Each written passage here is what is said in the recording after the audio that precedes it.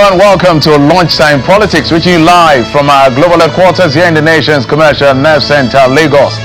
I'm Jeffrey Uzoma. Let's bring you the big political stories and others we're tracking at this moment right now. Amidst controversy and litigation over the position of National Secretary of the People's Democratic Party, Mr. Sam Anyanwu resumes at the party secretariat in Abuja, as some protesters can be seen mounting the entrance in support of him.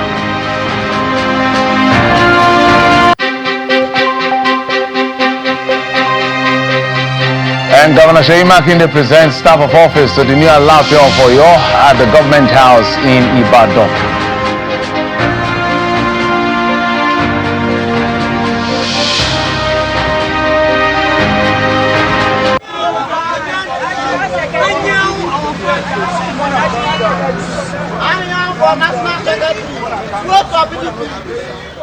I've seen pictures from the nation's capital at the Wadada Plaza in Abuja, the secretariat of the People's Democratic Party, as protesters they embarked on the national secretary. That's the position of the national secretary, which is in contention.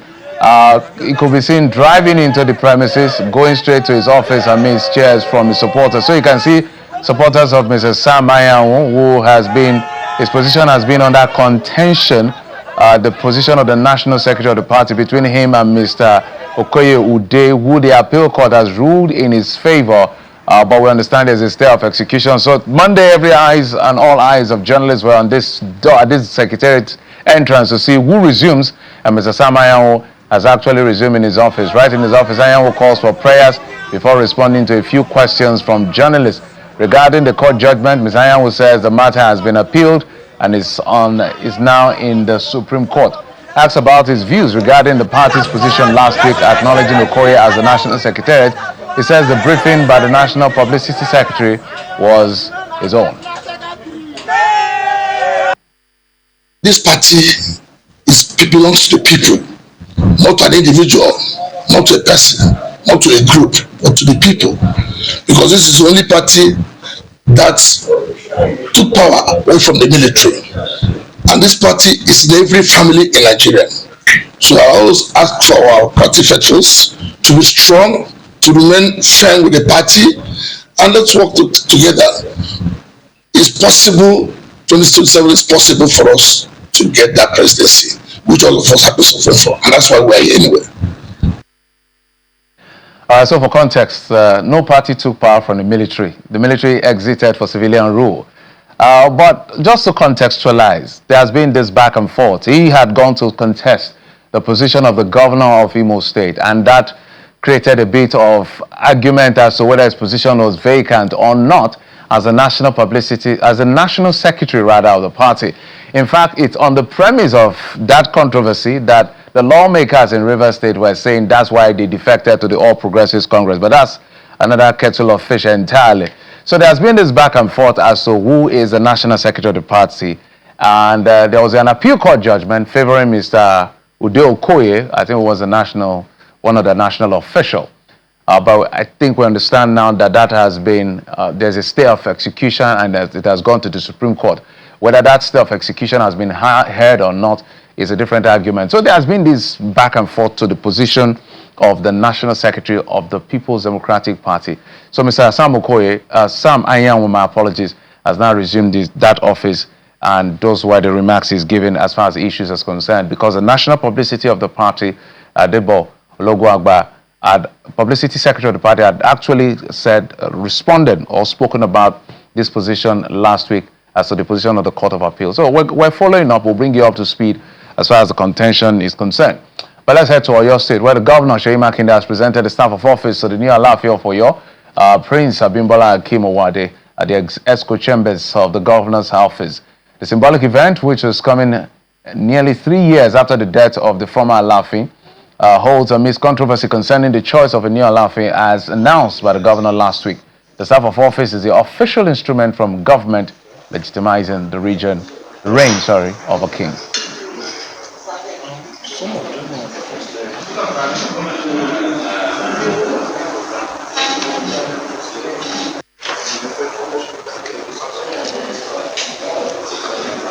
So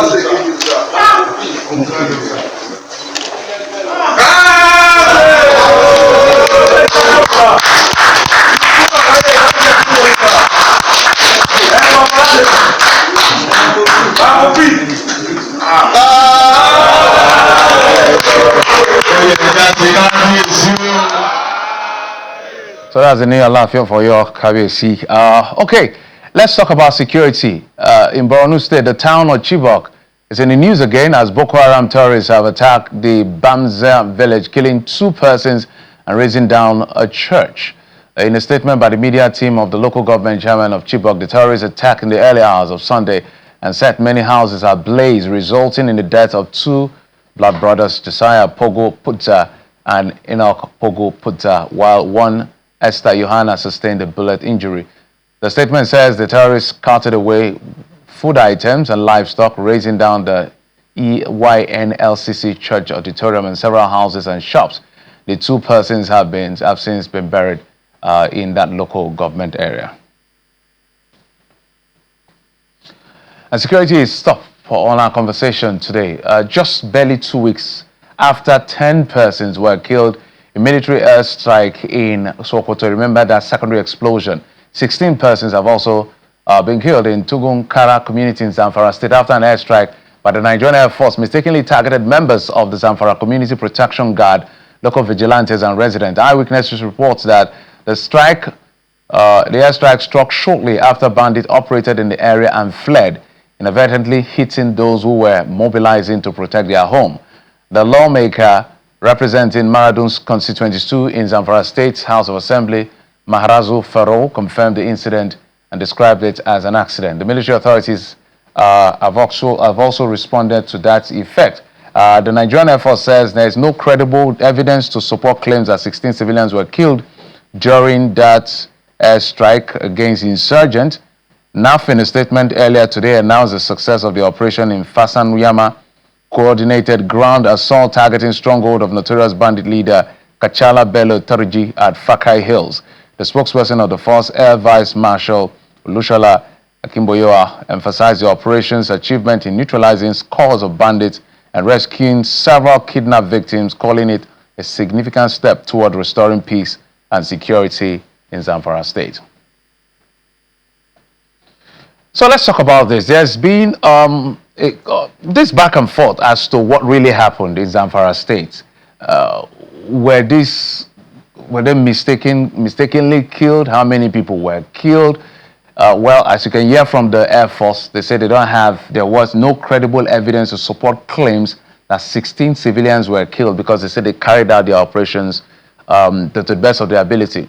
This is not the first time we're seeing things like this. It happened not too long ago in Sokoto, where the military now came out to say it was secondary explosion. So what exactly is going on? So I'm going to be running you through some of the highlights, as my producer will have it soon, some of the mistaken or accidental bombings, as you will, that has occurred, say, in the last few years in Nigeria. Some have been denied by the military authorities, some have not been denied, but a total of almost 300 to 400 persons have died by some of these incidents. We've been joined, so that's what you're seeing on your screen.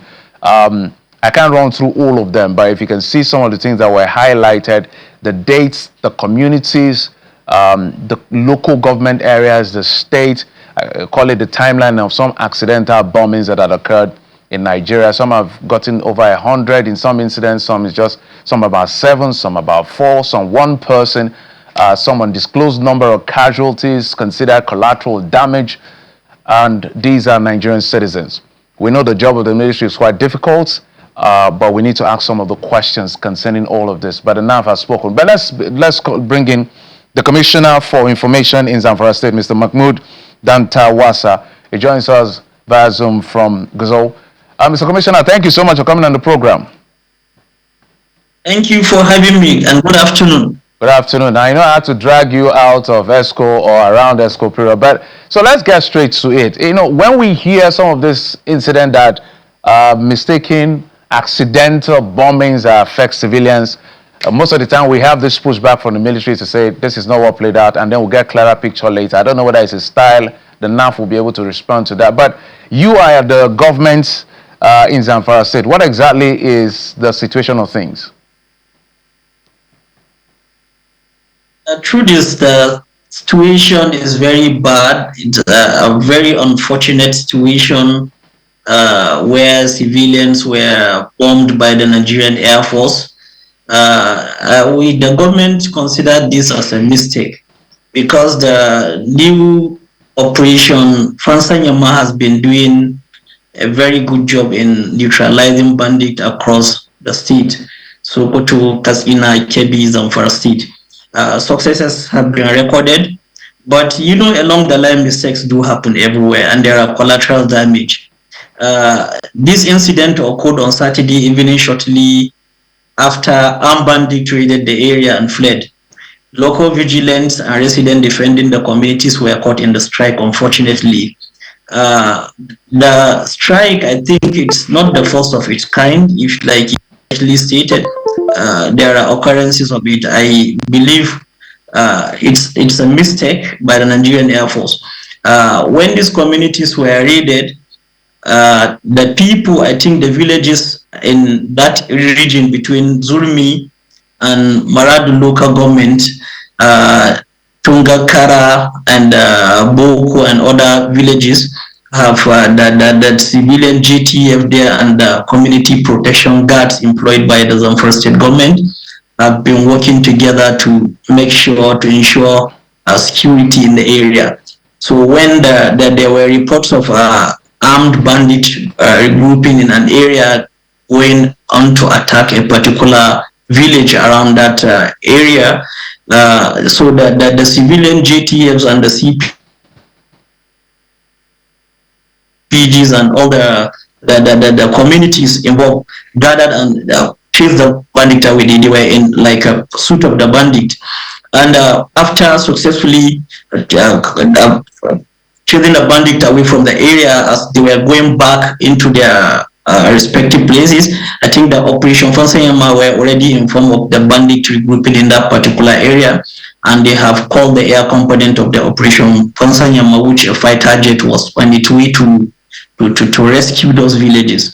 So as the bandit fled the area, an unfortunate incident occurred where those communities were those people that were gathered that chased the bandit away were struck by the Nigerian Air Force. It's a very sad situation. We know the Zamfara state government is very concerned and very worried. His Excellency is very worried about the loss of lives. About 16 people were killed in an unfortunate incident, which we consider as a collateral damage. Accidents like this do happen, and in almost all the places where there are insecurities. I believe a lot of this has happened. We have seen it in Maiduguri, which is Borno State, Sokoto here recently, and then now in Zamfara. So it is an unfortunate situation. 16 people are dead, and many others are injured. So, I want us to break it down. The last time we had the understanding of the military, the army this time, not the Air Force, they said it was secondary explosion. What they simply meant by that was they were targeting Lakrawa terrorists. They bombed them directly. They were burnt beyond recognition. And some of the targets that was hit was a cache of ammunition. And so when they hit those ammunition, it exploded, and it was as a result of the secondary explosion that people were killed, the civilians, about 10 of them. In this case, was it a direct hit on the civilians? Has the government contacted the families of these civilians? Because I'm going to somewhere with that question. Yes, exactly. This case is a different one. Like I stated, there were banditry grouping in a particular area. You know how they do a form of attack where they have to regroup themselves and carry a large attack on communities that they are targeting, mostly cows and kidnappings and what have you. So as the people in that particular communities, the residents of that those communities involved, we have the civilian JTF and we have the CPG, which are the community protection guards, newly recruited by the government to help in the fight against banditry in the state and insecurities and kidnappings. So after they have successfully chase the bandit away. As they were coming back, they were carrying their local guns and their ammunitions. So the air component of Operation Fansanyamba was on its way to rescue those communities before the people were able gathered into to take that particular action.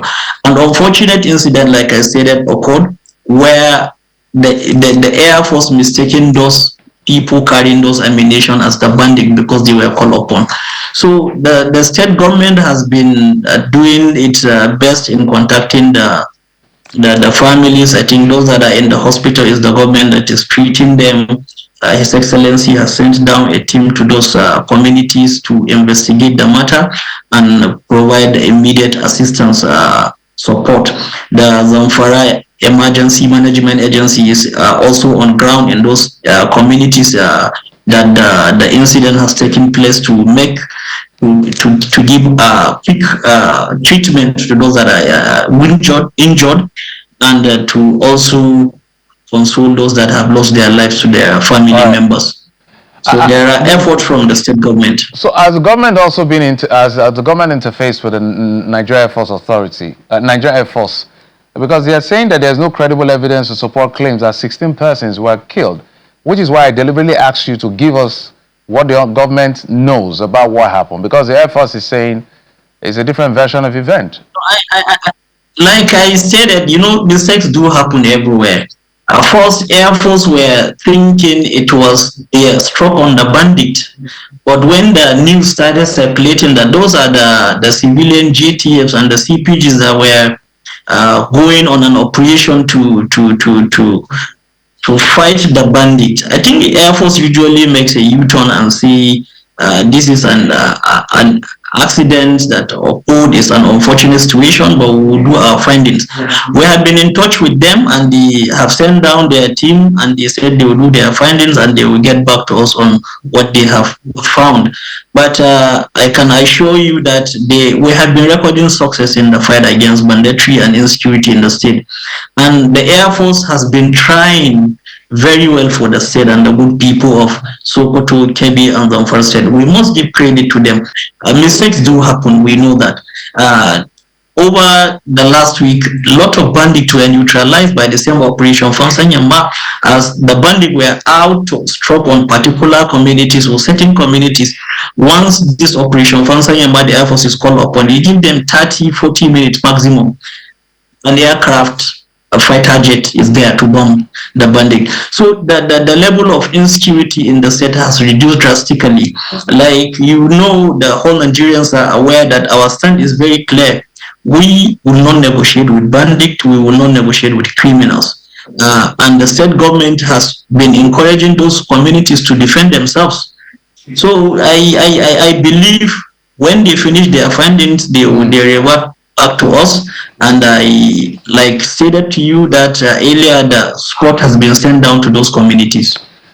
Okay, yeah, because of course they said they will investigate. I just wanted us to corroborate the stories, the different versions of events as to what played out in that village, because we salute our military. 15th of January is the Armed Forces Remembrance Day, so that's why we're wearing some of these things to, in solidarity with the military. But we must also ask questions when there are questions to be asked, if there are mistakes, if there are avoidable mistakes as well. So every life is important. The whole idea of the airstrike is to safeguard the lives and property of people. So if they die in the process, we will ask questions. But let's talk about the issue of Bello Turji. How far has that gone? I know that the military has made some statement as far as the issue of Bello Turji, which is one of perhaps is the most wanted bandits in Nigeria right now. What can you say concerning his? I'm almost asking the whereabouts. I'm not saying you're a bandit, but I'm just asking his questions about his whereabouts. What does the government know? Well, he is one of the most wanted criminals by the Nigerian security and the armed forces. His location is still unknown, but I assure you, the way things are going now, the Operation Fansanyamba will soon reach to Bello Turji and his fellow bandits like Bogo Gede and others. The state government is working 247 on ensuring the safety, lives, and properties of the citizens of the state. And the military, our armed forces, we must give credit to them. Bello is on their own. And I don't even think or believe he's in Zamfara state at the moment. I think he's somewhere around Sokoto, between Sokoto and Niger, because the Operation Fansanyama has been striking this bandit day and night. We have the army that are on the ground troops that are in the bushes, and the air force, the air component of the Operation Fansanyama is always all over the air between the Katsina, Zamfara, Kebbi, and Sokoto. So his location is still unknown, but I'm telling you, very soon, Operation Fansanyamba will neutralize Bello and other bandits that are known like Dogo, Gide, and others.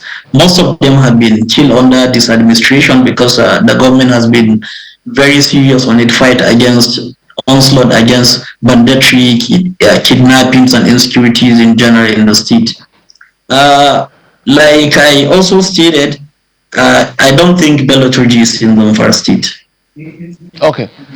So I'm also wondering to the effect that beyond the issue of the efforts at getting Bello authority, what is the long-term plan? Because we're losing a lot of money when it comes to issue of mining, illegal mining, for instance. Nigeria is losing a lot, and Zamfara is blessed with some of these natural or mineral resources. What is the action plan of government to make sure that in the long term, say let's just give it like 10 years, 5 to 10 years, we begin to get these bandits out in the first place and really make commercial value of what these things are? Because there is no way the level of success we've seen recorded by the activities of bandits and their accomplices, this is not almost institutional one way or the other. So what is the government doing to revert that so that we can get these monies into government coffers and grow the economy of Zamfara state and by extent Nigeria? That's a very good question there. You see, first, you cannot achieve anything without security. Zamfara has been on the ban list for quite some time. I think the ban was lifted just about 2 weeks ago by the federal government. Natural resources, I think mineral resources are in the mining is in the exclusive list, the solely affair of the federal government, not the state government. It was because of this insecurity that the previous administrations not tackle that the federal government put this ban and a no-fly zone, which was also lifted during this our administration. So our government is committed to ensuring the safety of our citizens first. Secondly, like you rightly stated, Zamfara is blessed with natural resources, which these natural resources are a blessing and a curse at the same time.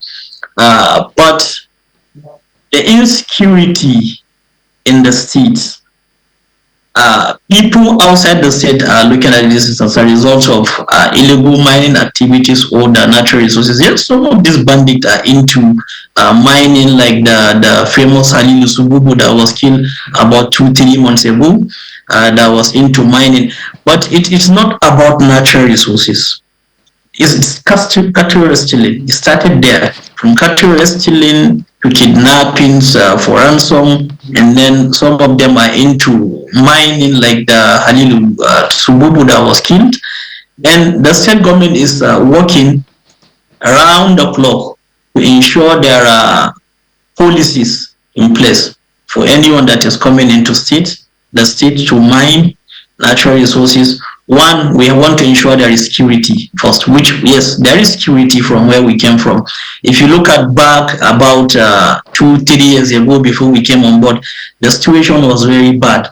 Governor Alaafin has tried in achieving this within this short period of time, that the civilian GTF that were employed and the community protection guards are working tirelessly day and night 247 to rescue any village or anyone that was being kidnapped or is being kidnapped by the bandit. So I assure you, the next few months mining legally will resume in the states because federal government has lifted the ban. All the companies that are licensed to come into state will go and mine into their sites freely without fear of anything. Because we have achieved security like significantly. All right. It was why the federal government lifted the ban. Just before I let you go, in maybe 30 seconds, government working on compensation for the family of those who were killed in this accidental bombing? Definitely. We always do that. Wherever there are incidents like this, Governor Dauda Lawal has this empathy in him that he always look at people. The slogan of the government is rescue mission, of course. We know people are suffering where incident, unfortunate circumstances like this occur. The governor usually go to those places himself to check on them and give them a word of assurance, and definitely there are compensation. As I am having this live interview with you, I told you there are state government officials in those villages that went with relief materials, and there will be definitely compensation for the families. All right. Uma, thank you so much, Mr. Mahmoud Dantawasa, the Commissioner for Information in Zamfara State. Thank you. I will continue to check. Thank you so much for having me. Absolutely. Thank you so much for having me. All right.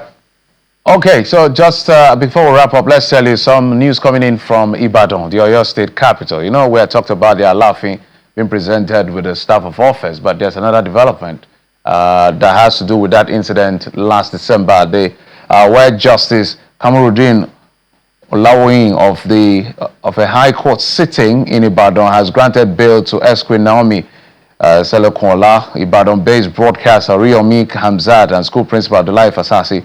The three suspects were arrested over their role in a food queue and cash giveaway stampede that claimed the lives of about 35 minors in Ibadan, the Oyo State capital, just this December. They are facing 4 counts charge of conspiracy, acceleration of death, negligent acts causing harm, and failure to provide adequate security and medical facilities at that particular venue of the incident. So that is the latest that is coming in from Ibadan, the Oyo State capital, as far as the issue of stampede and the deaths, as well as the people in custody relating to that issue is concerned. But we must thank you for your time and company. That's it on the program. I'm Jeffrey Uzongo. You've been served on Lunchtime Politics. Bye-bye.